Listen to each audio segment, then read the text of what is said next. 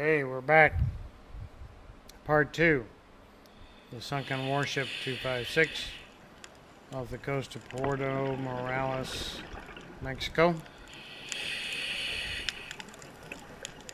We've gone down for a second dive, and because the first dive was a deep dive, this one's going to add up quicker, and it's going to require a decompression stop. Fluvial's going toward the entry port, go into the deep inside part of the ship.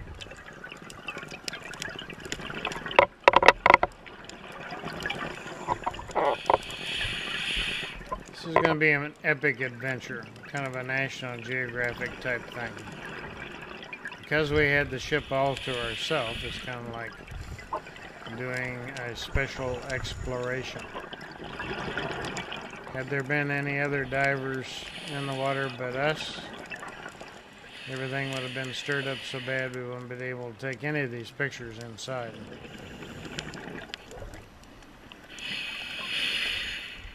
Just taking off all of the watertight doors to make it safer and easier to get through.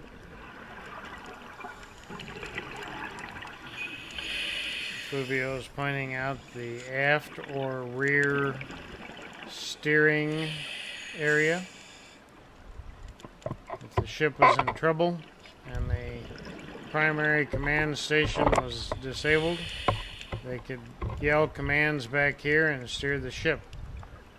There on the left is one of the rudder shafts. That's the steering wheel.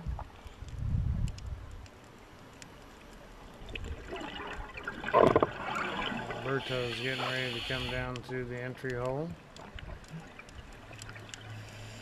This is a real safe dive. There's lots of big openings.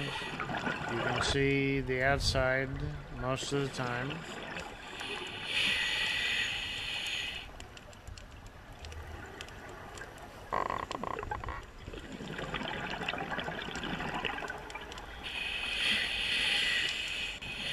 Sometimes there's a little sand stirred up, but most of the time we tried not to kick it. A couple of valves there encrusted in coral. It's easy to pretend you were seeing that for the first time.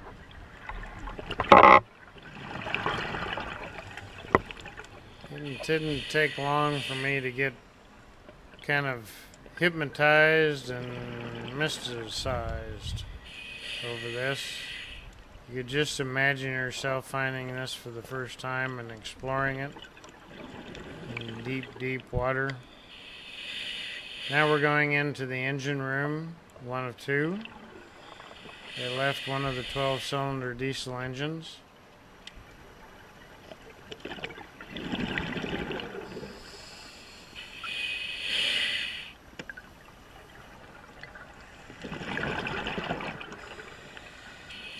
Good sized room.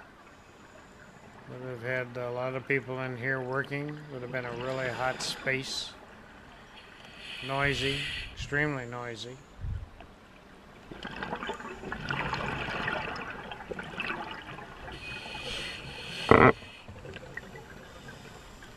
Lots of pipage on top.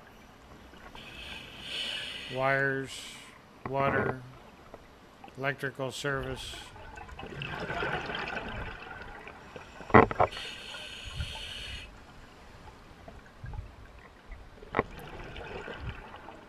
Comes Alberto through the entryway with his light. You can see how the lights work underwater like this in an enclosed area. See the beam of it, how it spreads out.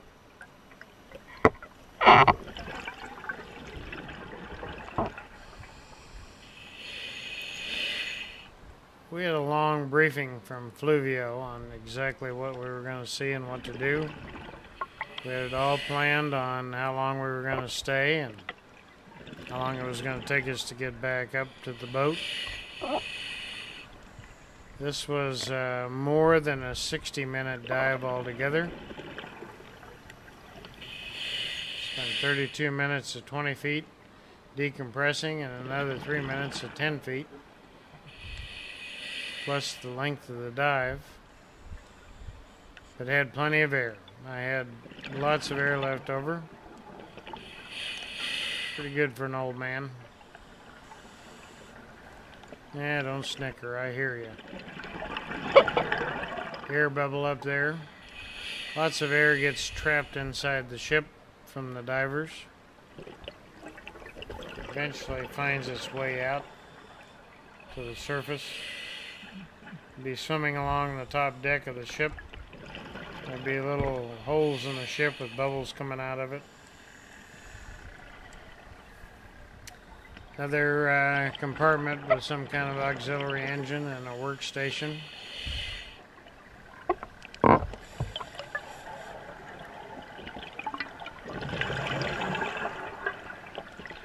Fluvio and Rick, I'm going to head into this next compartment.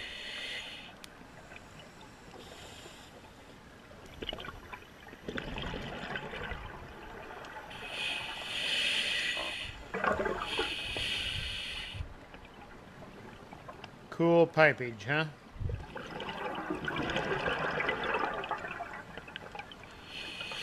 This whole thing was really cool.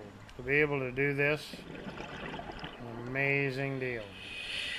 Only with a group of super experienced divers and a great plan could you begin to do something of this magnitude and this length. Nice stairway here to give a good frame to Rick. Taking it all in. Nice lean.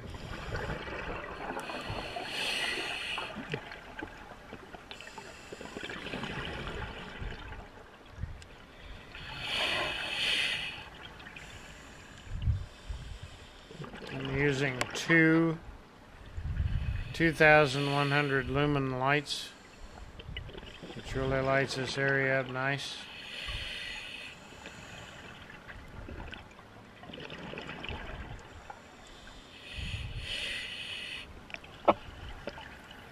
Looking up through a couple of decks, you see some light coming in from above. You can see all the sardines going through the hole there, being chased by some jackfish. Time for lunch.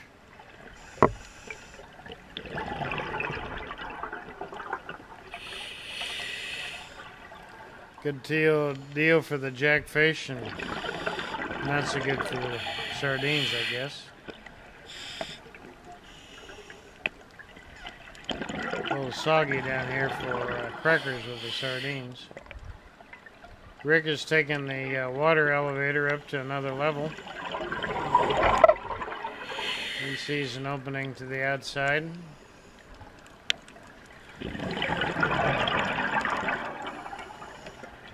He wants to look for those eagle rays. You see a line there. There's a line strung throughout the ship. So if you find that line, you could find your way out.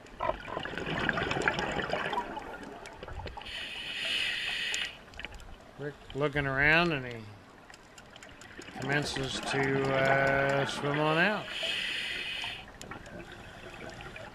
Yeah, Fluvio has another idea. He says, Rick, we're not done yet. We got more to go. Let's go, man. Let's go.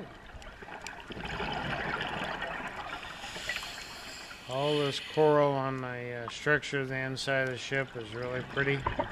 Lots of colors, shapes. Of course, everything's sharp.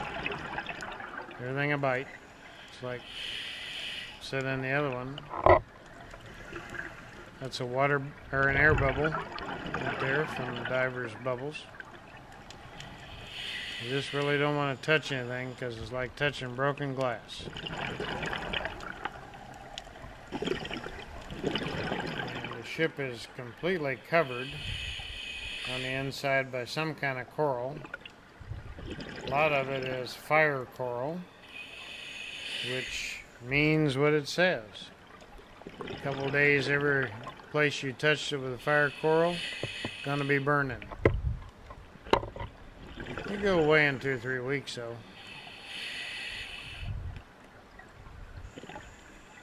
Now we go out through an area into the under part of the aft section.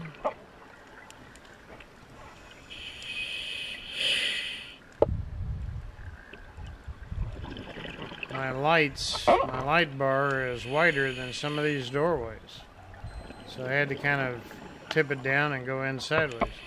Notice how the camera switched, the light meter and the camera switched? Pretty cool. I get fascinated by this school of fish that they had. Now, it doesn't take much to make me happy and interest me. It's really pretty. Things like this are just so beautiful in the water. If you haven't tried scuba diving, you should. If you do it, take the lessons, but go to the ocean to do your checkout dive.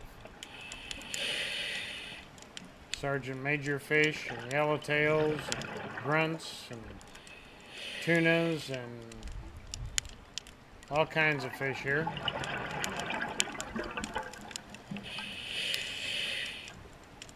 Fluvio says, hey, we're not done, let's go. So what we're going to do now is we're going to go outside and up over on the deck to the main control station, the upper deck.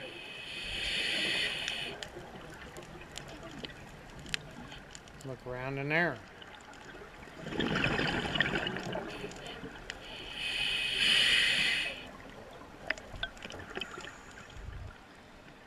Some of that is sand, but a lot of it's plankton. This is a plankton-rich area. Looking down on deck level. Gonna weave in and out through here.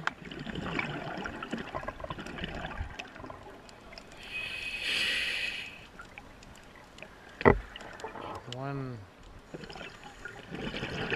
area to another. I get fascinated here with this purple coral growing on the edge of this hole. Really something. I notice Fluvio's already gone through that compartment to the outside, waiting patiently. He's going, will he fit through that hole? Ain't no problem, man.